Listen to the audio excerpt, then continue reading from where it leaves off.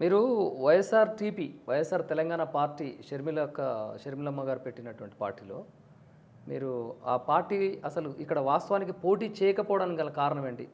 ఎందుకు ఇక్కడ పోటీకి ఉండలేదు ఆ పార్టీ?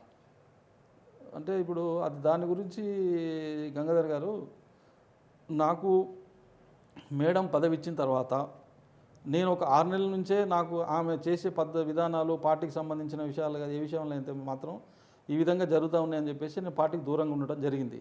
అయితే టీఆర్ఎస్ ప్రభుత్వానికి వ్యతిరేకంగా పనిచేసిన మొట్టమొదటి పార్టీ ఎవరంటే వైఎస్ఆర్ తెలంగాణ పార్టీనండి. వాస్తవం. అది మామూలుగా చేయలేదండి. షర్మిల గారు పాదయాత్ర కానివ్వండి, దీక్షలు కానివ్వండి, వరంగల్ జిల్లాలో ఆమె మీద అటాక్ చేశారండి. వరంగల్ మన నర్సంపేట దగ్గర బస్సులను ఇచ్చేశారండి. ఇదే హైదరాబాద్లో ఒక మామూలు వ్యక్తి మామూలు వ్యక్తి అంటే ఒక నేరం చేసిన వ్యక్తి తప్పించుకొని పోతుంటే కారులో పెట్టుకొని ట్రాఫిక్ వాళ్ళు కారుని తీసుకొని పోయి